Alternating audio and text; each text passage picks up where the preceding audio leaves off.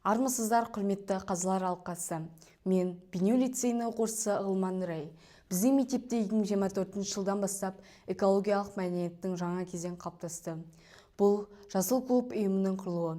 Қазіргі таңда 22 оқушы белсене қатыса отырып еңбек етуде. Біздің жұмысымызға жоба жетекшісі Қылыш Мұрат Ғалымжан, шығармашылық жетекшісі Машарқова Шолпан, жас эколог үйірмесінің жетекшісі Тантаров Қайсар және де мен жоба белсендісі Ғылман Нұрай. Жобаның мақсаты оқушылардың табиғатқа деген сүйіспеншілігін арттыру. Екінші мақсат білім алушыларға экологиялық мәдениетін қалыптастыру. Үшінші мақсат табиғатты қорғауға мен сақтауға үлес қосуына баулу. Төртінші мақсат оқушылардың жауапкершілік пен көшбасшылыққа баулу. Жобаның міндеттері: бірінші міндет жарамсыз қалдықтарды өңдеу, экологияға байланысты көрмелер ұйымдастырып қайырымдылыққа атсалысу. Екінші міндет оқушыларға табиғатты сүю, қорғау туралы білім беру.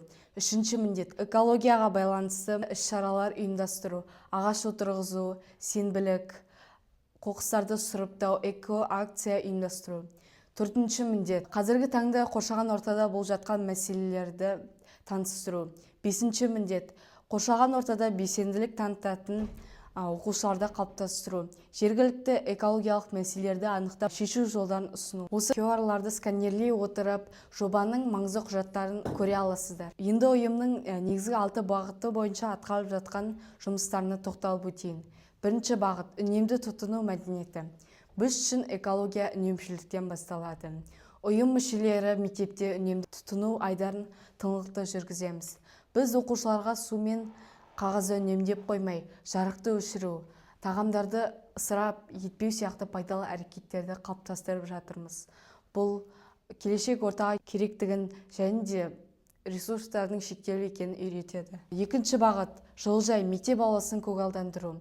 Мектеп жылыжайы біздің практикалық алаңымыз. 7-8 сынып волонтер ретінде біз өсімдіктерді қопсыту, суару, баптау сияқты әрекеттер жасай отырып кесте бойынша жүргіземіз. Сонымен қатар ағаштарды күту, мектеп ауласын тазалау біздің күнделікті міндетіміз. Біз бұл жұмысты істей отырып еңбекқорлыққа баулып, табиғатпен тікелей байланысын нығайтады. Үшінші бағыт эко-өндіріс және қайырымдылық. Біз қоқыс қалдықтарына екінші өмір сыйлаймыз.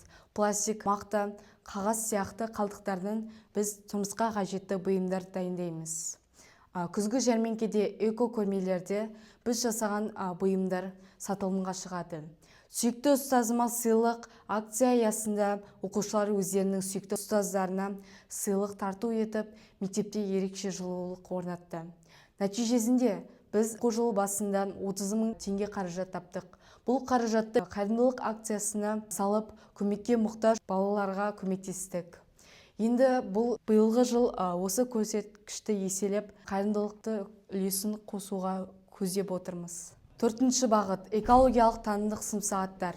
Білімсіз әрекет нәтижесіз. Сондықтан да біз лицей оқушыларына экологиялық танымдық сым-сағаттарын үздіксіз өткіземіз. Жаһандық экологиялық мәселелерді Бейнеу өңірінің табиғатымен байланыстыра отырып, оқушылардың экологиялық сауаттылығын арттырудамыз. Біз оқушыларға мәселелерді айтып қоймай, олардың шешу жолдарын бірге талқылаймыз. Бесінші бағыт жасыл дәліз, бөлме гүлдеріне күтім. Дәліздегі әр гүлдер жасыл клуб ұйымының қамқорлығында. Біз олардың ерекшелігіне қарай күтім жасап, тұрақты суарып, шаңын сүртеміз. Осы арқылы пайдалы әрекеттер арқылы мектеп іші таза ауаға толып, эстетикалық сұлулыққа септігін тигізеді. Алтыншы бағыт қоқыстарды сұрыптау, тазалық кепілі. Біз оқушылар өздерінің қалдықтарын тастау үшін лицейімізде арнайы жәшіктер орнатылған. Қағаз, пластик және шыны қалдықтары жеке жиналады. Ұйым мүшелері олардың дұрыс жиналуына дұрыс қадағалайды. Біз қоқысты сұрыптай отырып, оны өңдеуге жіберу маңызын оқушыларға түсіндіріп келеміз. Күтілетін нәтижелер экологиялық сана сезімнің артуы. Бірінші, оқушылардың табиғатты қорғау түсінігі қалыптасады. Екінші, қоршаған ортада жауапкершілік қалыптасады. Үшінші, экологиялық мәдениет дамиды.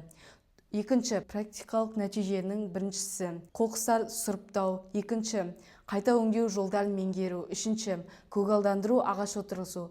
Төртінші, су мен энергияны үнемдеудің дағдылары. Үшінші нәтиже қоршаған ортаның жақсаруы.